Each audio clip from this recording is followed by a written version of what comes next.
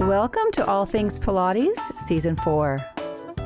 Though we can't know exactly what Joseph Pilates was thinking or feeling towards the end of his life, we do know he wanted the entire world to practice contrology, and that want has certainly become a reality. Hello everyone, I'm Darian Gold, and here on All Things Pilates, we discuss the man, the method, and how his genius continues to influence and inspire.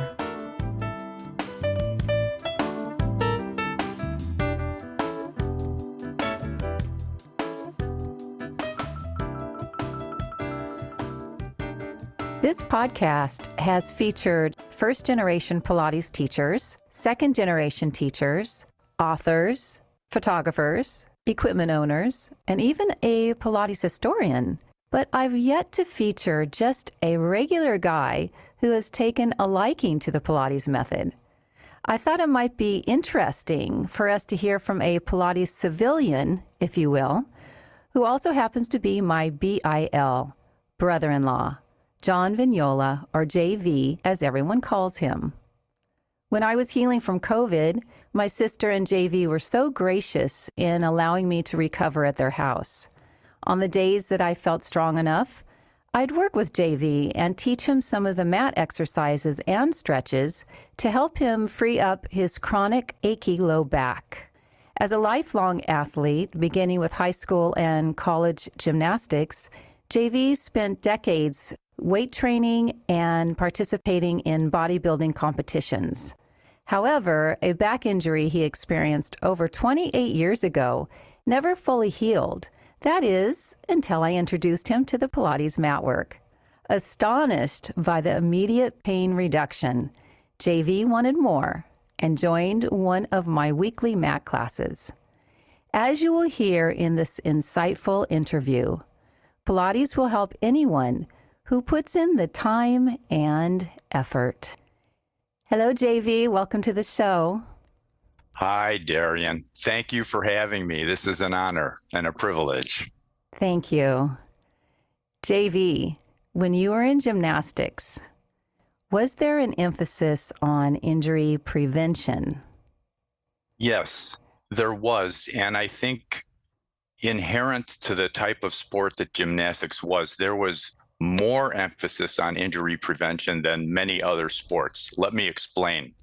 Gymnastics is an inherently dangerous sport.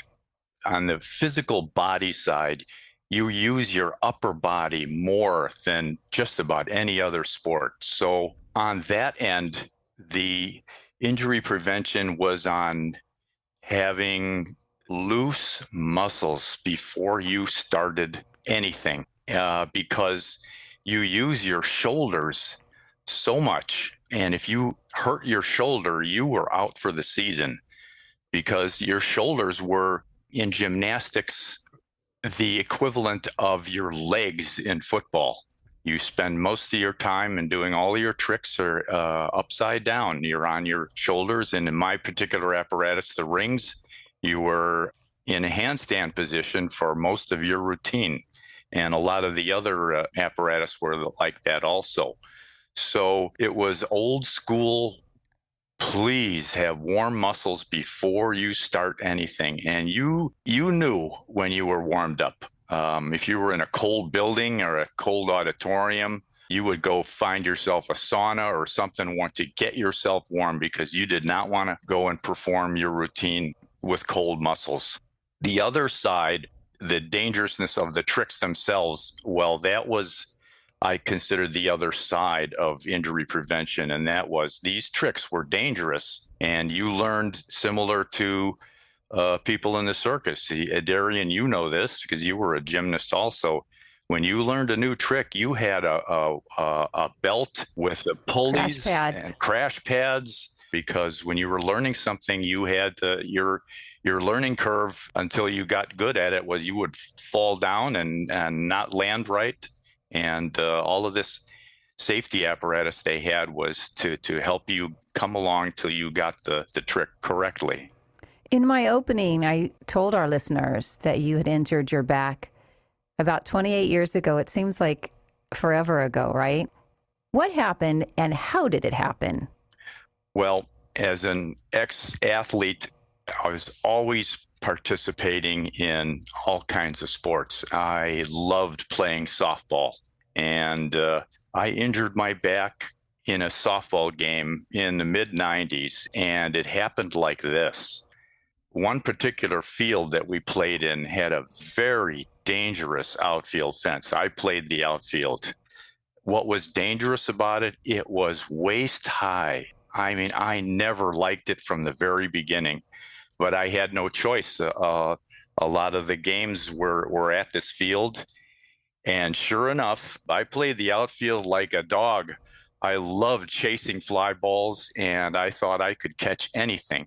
But this fence was always a bugaboo, and it finally got me. One night at a night game during the summer, I ran back on a home run ball that was definitely over the fence, and I lost track of that fence, and I ran into it full speed sideways, and it bent me in half. And I flipped end over end, and it knocked me out for a few minutes. But it was the end of the game and an ambulance ride because I had severely injured myself. Wow. I went to the hospital and was checked out and had all of the scans, and they determined that I luckily had not injured any of my bones or organs or anything physical. However, I was in severe pain and had to figure out a way to get through it. And I went to many doctors and many sports doctors and was not able to get rid of the pain. It was very severe. I had never experienced anything like that in my life. And for the first 3 months, it was, I had pretty severe sciatica. Could you walk? I could walk, but only straight up and down. I could not bend over, and I could not get rid of the pain. And the kind of rehab you did? First, before rehab, the strategy was from the doctors to get rid of the swelling, to get rid of the pain. And so I had all of the standard shots to reduce the swelling, and none of it worked. Absolutely none of it. And I was left with 1 year later after the injury and not being able to conquer the pain, I was recommended to have the nerves cauterized in my lower back.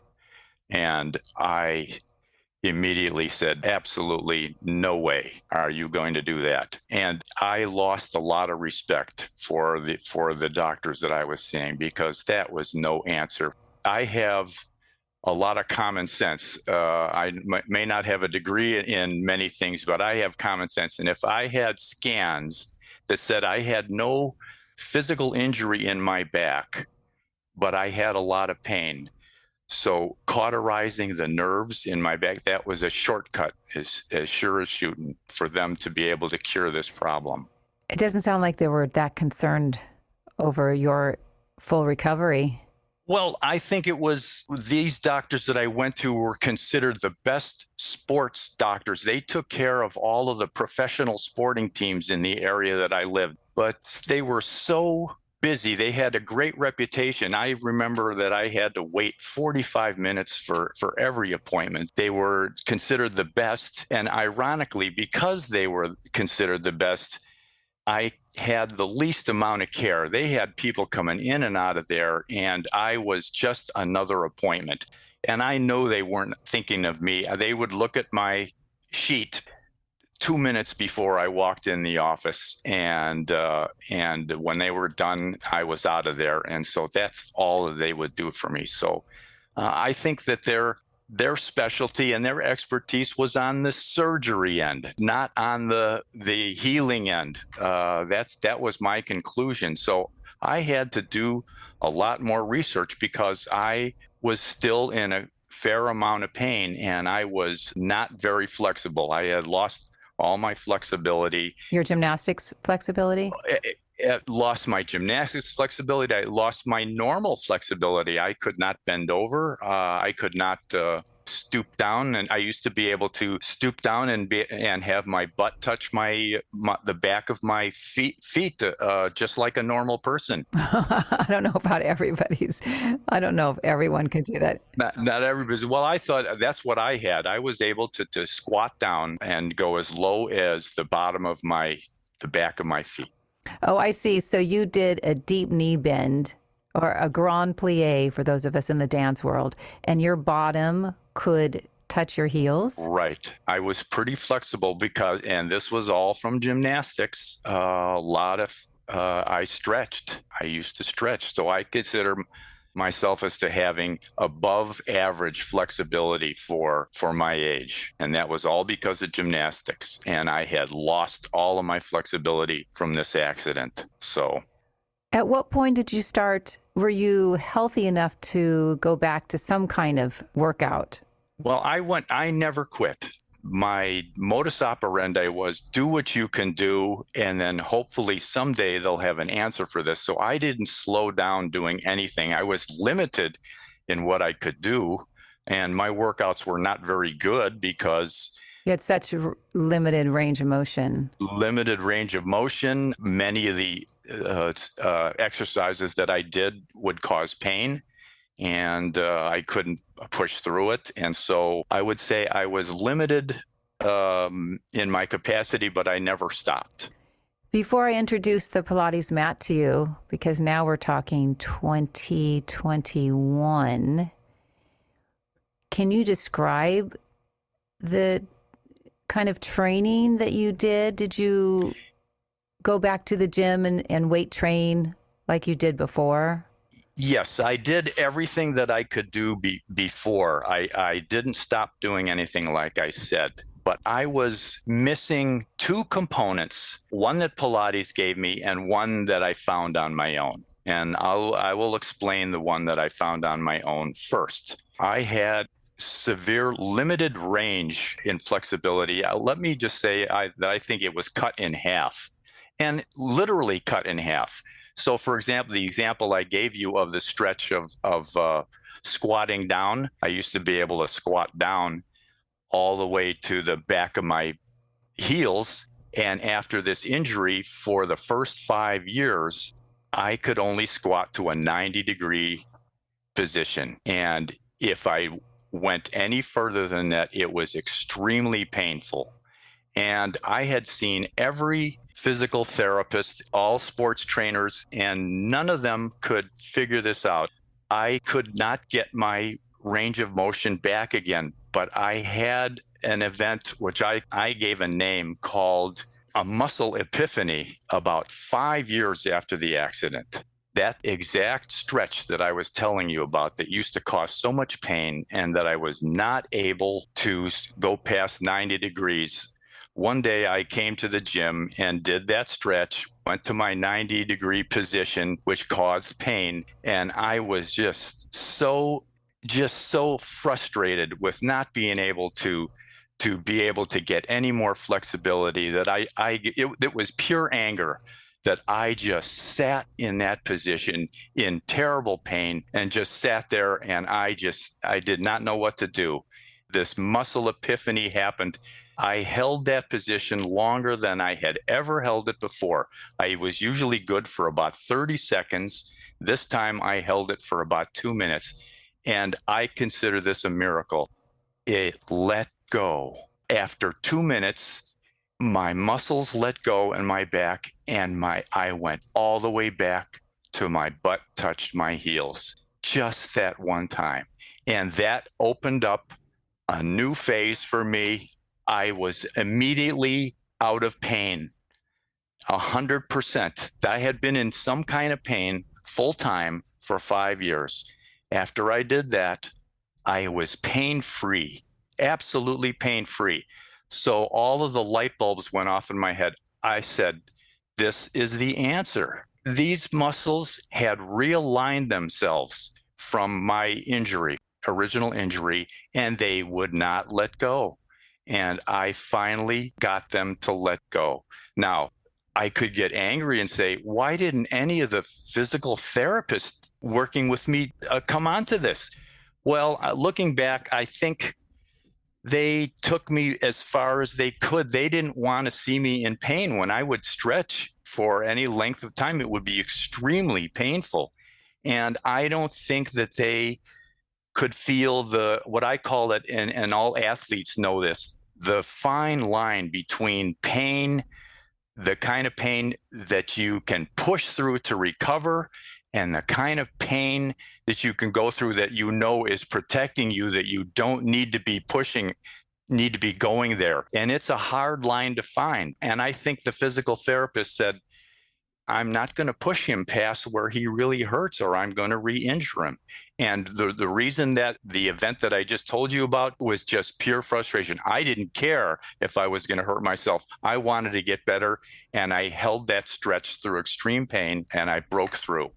And from that day on, I think that was in the year 2000, so that's 5 years after my injury, I was pain-free until, of course, I would work out and be stiff again, and then I would have to stretch. But that was the first time. And so that was the stage one of my getting better 5 years later, and I did it on my own. And this is something that I think many people can relate to in the Pilates world. You can have a teacher, you can have a trainer, you can have a doctor, osteopath, massage therapist. Anyone that is working with you, they're not in your body. And you have to trust what you are sensing or feeling or actually having the experience of. I just had a client today, and she told me about what her doctor said that she shouldn't be doing. And then she did a certain exercise with me, and she said she felt so much better. She felt deeper in her body. And I had to just remind her that she and all of us, when we are in our body experiencing any kind of practice or discipline, we have to trust that what we are feeling is our truth, that we are experiencing something that either feels good or doesn't feel good, no matter what someone can say on the outside. And you squatting down, you didn't know whether or not you were going to end up having a released, perhaps sacrum. It sounds like there was some sacral issues there, but you stayed 2 minutes or longer and something opened up and you experienced no pain since before the injury. So that's 5 years, right? And then at some point you are working out again, but you do recognize that you lost some of that flexibility that hadn't come back. Correct. So if I can just move you forward to 2021. So we're already 21 years after what you were describing, but Pilates comes into your world. Was I the first? Was I your first, JV? You were my first, and you brought to me the missing link that I was missing. So back up to when I had the muscle epiphany in 2000, which really helped, I was still missing something, and that was this. After I stretched, I would feel good every day, but at the end of the day, especially after doing yard work or just a regular workout, I would be very stiff and have a little bit of back pain every day. I was grateful that I had moved past that initial stage in which I was in pain 24/7, but I still knew there was more to go, and I could not solve it at all. There was something missing, and the proof of it was this: I could not gain any strength in those areas that I hurt. They were in a way permanently weak. I was able to loosen them up, but I was not able to strengthen them. In other words, I was not able to find any exercises that could strengthen that injured area in my back. It always felt weak. I had a feeling of weakness in there. And I knew that the two were connected, me not being back to 100% yet, and the fact that I was not able to find a way to strengthen these areas. If I did any kind of weight training, the standard ones that were supposed to strengthen that weak area, it would be agonizing. And it didn't last. It would actually set me backwards. So I knew it was not the correct way to strengthen those areas. So I was able to loosen that area of my body, but I was not able to strengthen it. So I still had a ways to go. Then when I started to give you some of the Pilates mat work, do you even recall what I gave you?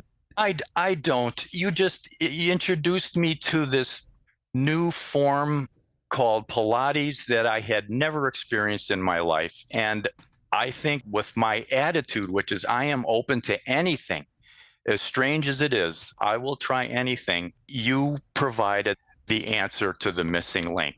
What Pilates did for me was give me a way to gain strength back slowly and be able to hold it without going backwards. And this was the concept of strengthening my core. This was the education that I got from Pilates. I never understood what a core was. I had the old gymnastics, weightlifting mentality that my core was my back and my abs. And my abs were in fabulous shape. I still have washboard abs going all the way back to the bodybuilding years.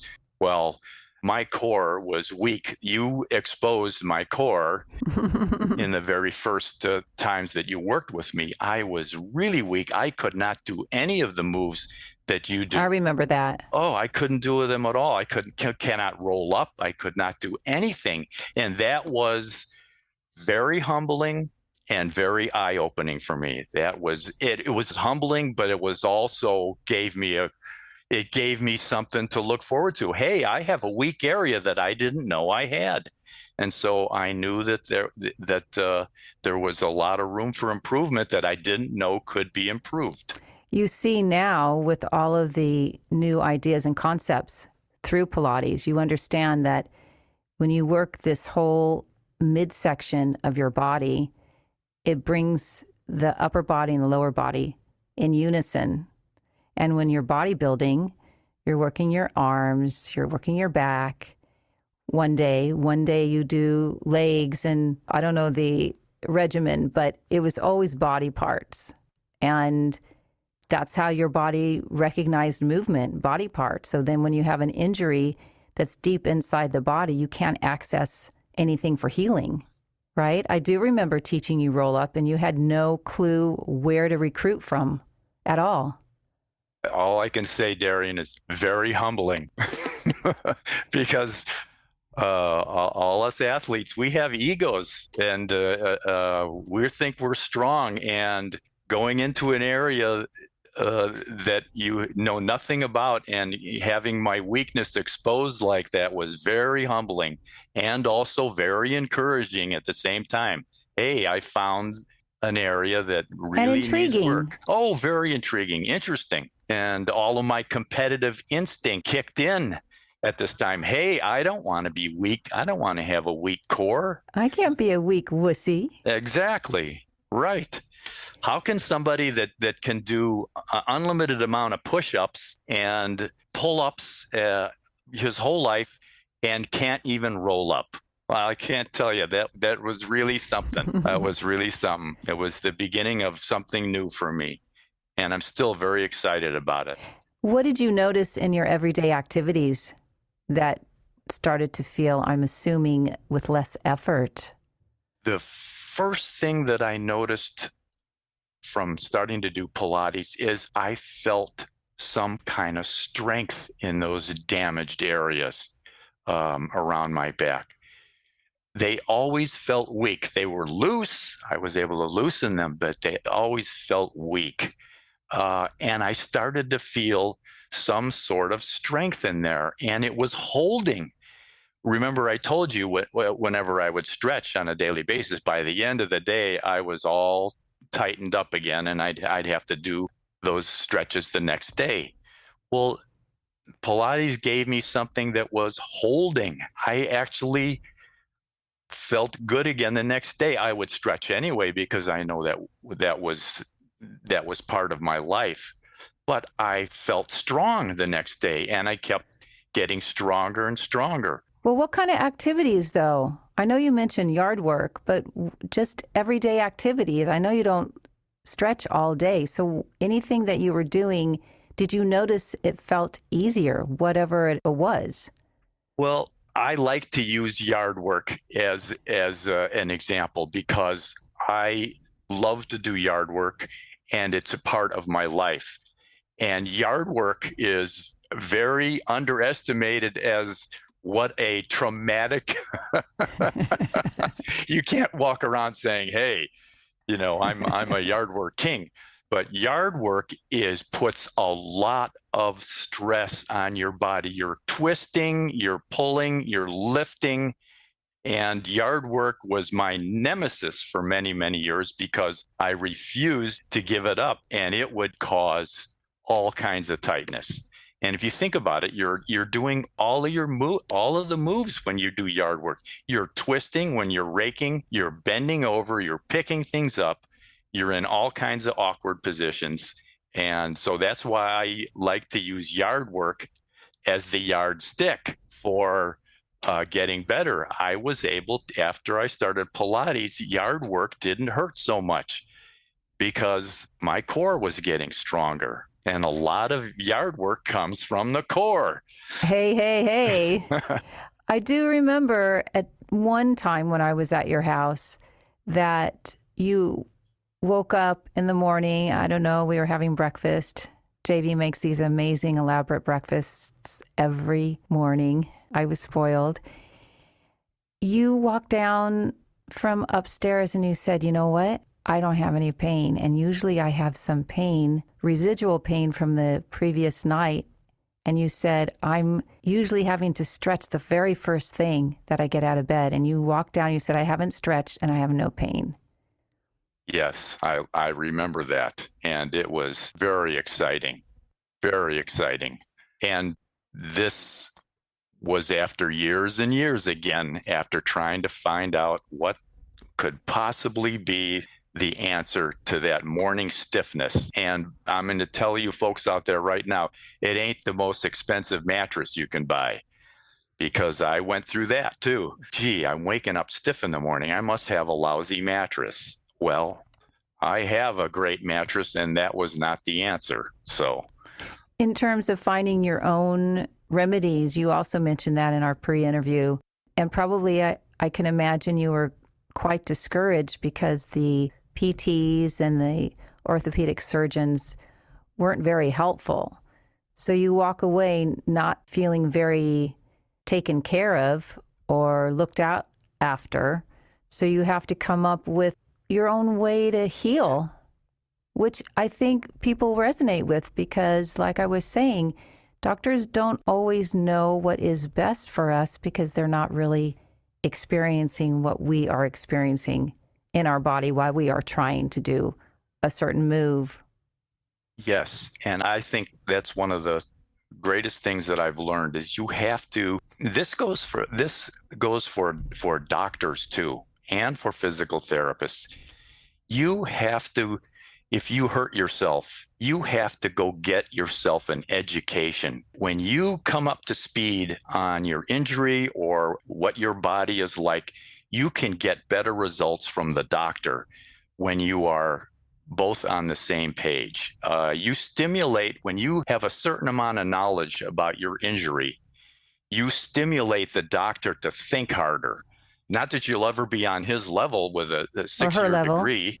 Yeah, but you need to learn yourself about your injury. That I did not start to improve until I went and got my own education. That's really important. I want to stress that to everybody. Learn, go read, get on the internet, read about the type of injury you have, and you'll ask better questions, and it will help the doctor also. It will stimulate him and in his creative side to help find a cure. And that goes back to what you and I were saying earlier. Everybody's is built differently. Everybody has a different metabolism. Everybody's a little bit different. And I think that was part of the problem at the very beginning. I was being put through the sports injury machine as a standard generic. piece of right. And I was not. My injury was a little bit different than somebody else's. And so therefore it didn't fit the mold, and the remedies that they were giving me were not working. And so I had to customize. Nobody's going to do that for you. You have to learn how to do that yourself. And we're so fortunate to have so much information out there. Oh, we live, Darian, we live in a wonderful era right now. Everything has improved, from medicine to physical therapy. Everything has advanced so much.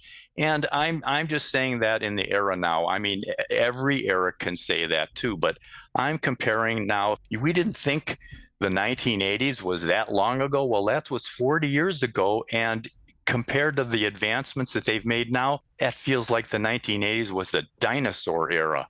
Yeah. With medicine and physical therapy and sports therapy. It's incredible. And we're lucky enough to be here. It's the equivalent of now of somebody that was born in the 1890s, a dentistry, and they had no anesthesia back then. That's how I compare from the 1980s to now. We're so lucky. We're so lucky to have this. Are you doing Pilates mat work every day? I do Pilates mat work every day because it is a key component to my workouts every day. I still do a lot of isotonic work. I still love to lift weights, but I can tell you that the Pilates / stretching, which is what I was before I found Pilates, is got a much higher percentage of my workout.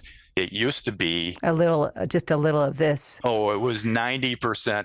When I go to the gym, 90% weightlifting and 10% stretching. It's darn near 60-40 now. 40% of my workout is Pilates / stretching because it's so important. And you want longevity. I want longevity, right. I really do. And we do lose our flexibility as we age. And that is another miraculous thing about the Pilates technique, is not only are we maintaining range of motion, even if it's not as grand as when we were in our teens or 20s, but we're maintaining side by side with the flexibility is our strength. And these exercises, whether it's just on the mat or the apparatus, is giving that to us. And like I said in the opening, Pilates will help anyone. If you have the time and you're willing to put in the effort, you'll get so much back. And I wanted to ask you in closing, if you have advice for other quote unquote regular people, no one's really regular, but you know what I'm saying, not professional athletes, professional dancers, just regular people that want to live a long, healthy life. I find that guys in particular sometimes do not understand. That's why I wanted you on today. They don't necessarily understand how critical it is to care for their body holistically. Do you have any advice for those types who just, they can't get there yet, or they don't know where there is? I sure do, Darian. And this, I want to tell a story. When I was in high school, a senior in high school, or it could have been my freshman year in college, and I came home and I got invited to a party. One of my friends said, "Come on over to my house. We're getting together." And his parents were very, very wealthy. They had a huge house. It was a castle. I'll never forget that. And what was different about this party was his parents were there. Well, you just didn't do that back then. Either it was one or the other. As a matter of fact, we usually didn't get together unless the parents were gone. So it was quite startling to see all the parents there, but they were very welcoming and they were having a good time. And all of these his parents' friends, you could tell they were all really, really wealthy because there was all Cadillacs and Lincolns parked out in the driveway. And I was in the pool we were in the pool and with some of the parents. And as the party wound down later on, I stayed in the pool. It was a very warm evening, and one of the parents stayed in the pool too. And he was an elderly man. I think he was in his 60s. Oh my gosh, that's not elderly. Oh, back then that was. In the 1960s, 60s was elderly. You betcha. And he looked it too. He was all hunched over and he didn't look very good. And he was very quiet. And stick with me that because I'll make my point. Okay. It was just he and I in the pool. And he said, "Son, what's your name?" I said, "My name is John." He said, "I'm going to give you the best piece of advice that I could ever give." He said to me, "I have all the money in the world."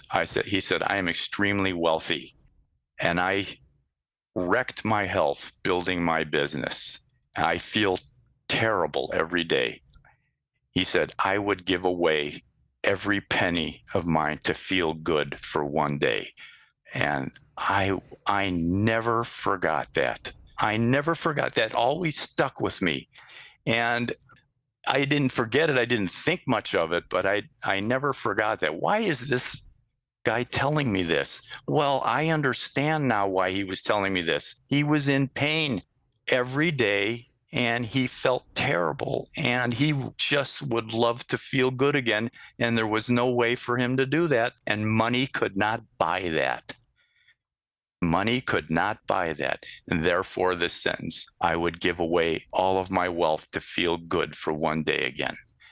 And that stayed with me. And I got two things from that. One, I felt very lucky because I was born on the take care of myself side because I had been an athlete my whole life. I felt lucky that that was a part of my life anyway. That's what I did every afternoon was take care of myself, go to the gym. But that really stuck with me. And now that I'm in my 60s, excuse me, really, really, it was the best piece of advice I could have ever been given. Unbelievable how important that was because your brain and all of your mental capacities are all within your body. If you don't take care of your body, then your mental side cannot be taken care of either because it's captive to your body. If you take care of yourself, then your mental will be taken care of also. Of course, there's always additions like playing puzzles and things like that to stay sharp, but your mental is totally ruled by your body. So you take care of your body and you will have a much better quality life later on. And that story, I think, tells it all. And so when I see, Darian, I mentioned this the other day, when I see somebody in the gym that is new to the gym and you can tell that they have never, whether it's a guy or a girl, that this is all very strange to them. Puts a big smile on their face. It means that they have finally, the light bulb has gone on in their head that they need to take care of themselves. And they're in a totally unfamiliar place. They know nothing about working out or getting in shape, but they're there and they're learning. And I applaud them for giving it a try because that is the key, is to take care of yourself. For people that don't know anything about it, the bottom line is get up and move. Just move. Start walking and then go get yourself an education on what it takes to get yourself in shape. It is so important. Money cannot buy it. Do you think men are more resistant to that idea in general because they don't necessarily feel the importance of having to just move every day? Or if they think they go for a run, that's enough for them? I think, yes, I agree to a certain extent, Darian. I think men are more stubborn.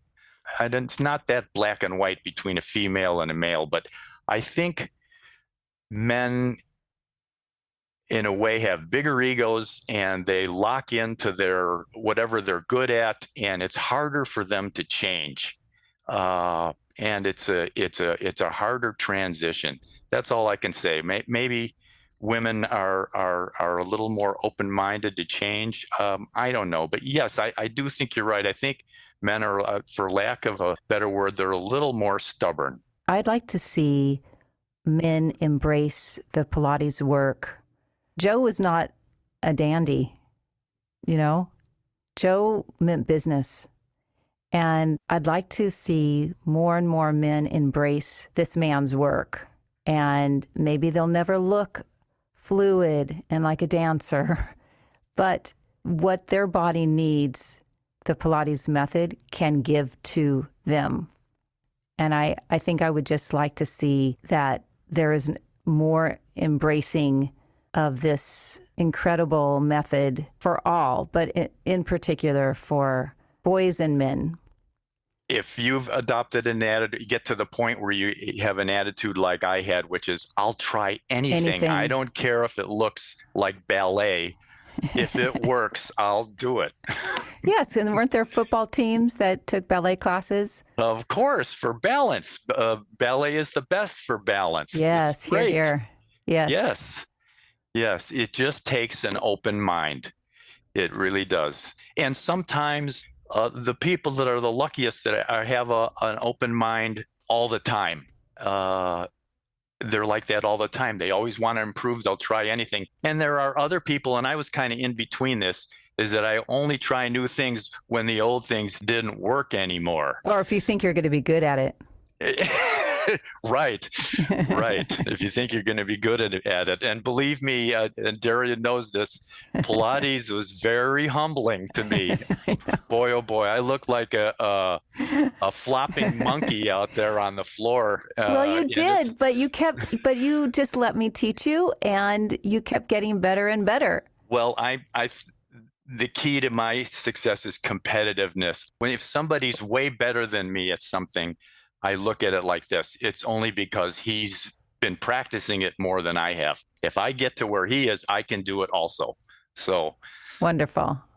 JV, thank you so much for your time today and for all of your great insight and your experiences with the Pilates mat work. And I see that you're just going to get better and better and feel freer and freer. Yes, Darian, thank you. Thank you for introducing Pilates to me. And it's going to be a part of my life from now on.